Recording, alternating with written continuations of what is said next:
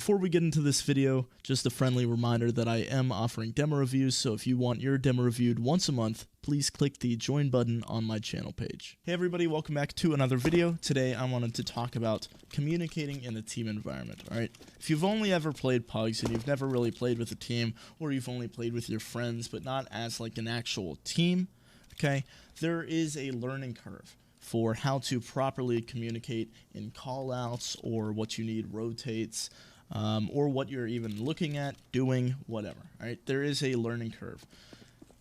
The reason for that is in PUGs, you're used to having to overcall things or even not call things in the first place. You're used to having teammates not call things out for you. It's a completely different environment. When you're queued with 4 people that have the same exact idea as you, and they all want to get better, they all want to improve, they all have respect for each other, and everybody's listening to each other's calls the first time that they call it, it's a completely different environment. And for the first couple games, you're going to be messing up.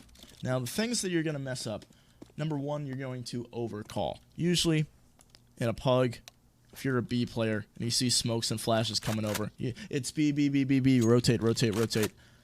Maybe like 2 people rotate, and guys, it's B, they're coming out, they're coming out. I see bomb. And then finally they'll rotate, all right? In a team environment where you don't need to call that much, a nice call, they're coming B, rotate, everybody's going to come. Everybody's going to come. Or you can even say, it's B, full rotate. And everybody's going to come over, all right? So overcalling is an issue. It's not the worst thing to deal with. Lots of people still do it. I do it. It's a very difficult habit to break, but as much as you, try to minimize your calls as much as possible while still getting the vital information out. Now, another thing that people will do wrong in a team environment is make bad calls, all right? Nothing's worse than having a teammate call, they're all coming A, and then get killed by somebody underpass while you're rotating over from cap. So let's say you're a cap player, all right, you're holding B, teammate goes, 5 it coming A, 5 are out A, maybe they die, and they go 4 more after they kill a guy or whatever. Something where it's implied that everybody is towards the A site, and you go, okay, and you jump out right here, and there's a guy sitting bottom mid who you could have got the kill on if you just continued to walk up, all right, because he wouldn't have been expecting you, but because he heard all the footsteps coming over, he gets the easy kill on you. It's pretty upsetting, because it's not your fault, it's not the enemy team's good job of doing it, it's your teammate's fault for misleading you.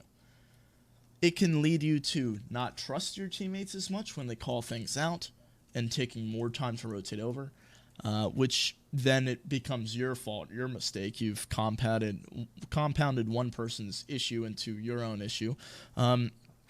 Or you can start to, get upset at your teammate, which is understandable, especially if they do it consistently. So you really want to be concise and precise when you're worried about making bad calls. All right, if I hear footsteps, I will try to undercall it rather than overcall it. If I think I hear 2 people, but possibly 3, I'm always going to say 2 ramp, maybe 3. All right, I'm not going to go 3 ramp, or it's going to be an A execute. All right, I'm not going to make those kind of calls until I have that kind of information, because I know that my teammates trust what I say. I know what I say will completely impact how my teammates are playing. Now, another issue that you may have is you won't know when to call, or you'll be too scared to call things.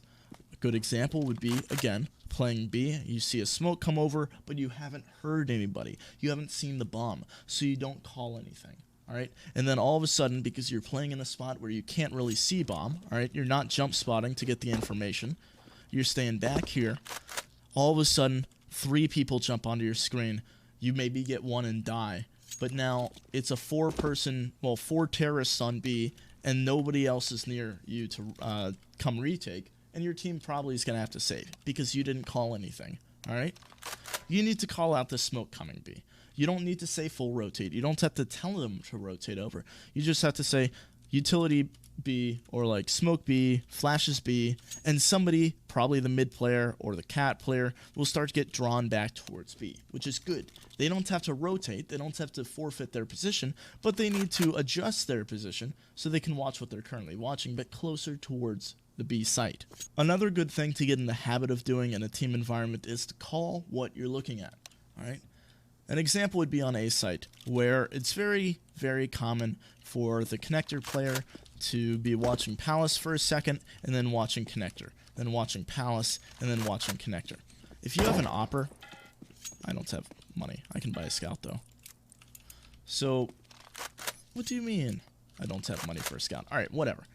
If you have an opper sitting right here, posted on ramp, and he is under the impression that you are watching out Palace, and you go down and watch connector, and he gets swung from Palace, he's going to be very upset at you. Rightfully so. All right? So there's a couple ways to do this. If you're this connector guy, all right?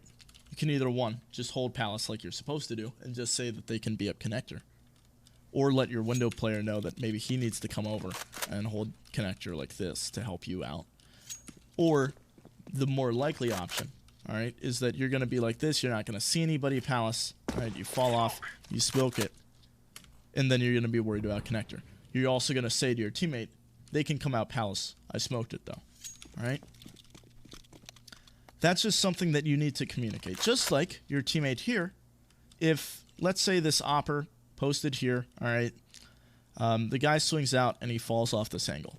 And instead, he's now holding this tight little angle for the guy walking out Palace. If he doesn't call anything, he doesn't call that they can jump stairs, they can cross the stairs without him seeing, you could be right here, holding connector, not doing anything wrong, or even right here, holding Palace, not doing anything wrong, and the guy can all of a sudden be top stairs, or swing you from bottom sandwich, and you're going to be very, very confused and upset at your teammate for not holding that, all right? Calling out what you're holding, while it can be annoying at times where it's like, obviously you're going to be holding that. So like on B site, if you're the cat player, and the guy who's the B anchor calls that he's holding apps, like, yeah, I'd hope so. It can be annoying at times, but it's better to have that information than to not have that information. Finally, the worst thing that you can do in a team environment is start to get upset. Because as soon as you start to get upset, your one most likely option, all right, going to make it awkward for everybody else. It's not that they're equally upset at you and they're not talking because they're so enraged. No, it's because you just yelled and everybody else is, you know, having a fun time. They're chill about it. Maybe not even a fun time, but they're maintaining their composure, and you're getting all upset. It's going to be awkward. People are going to start Steam messaging each other behind your back. It's not good, all right? Yelling at people, or not even yelling at people, but just getting frustrated when you die is not the best way to go about it, right?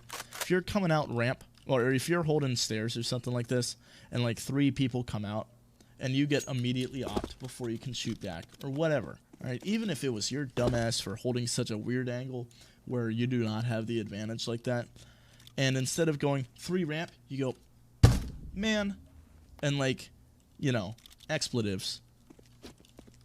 It's not going to help your teammate at all, well, teammates at all, and at the end of the day, you're probably going to get cut from the team.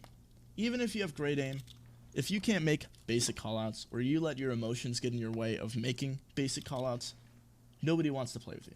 So that's something that you need to figure out, whether you're taking the game too seriously, whether, I don't even know.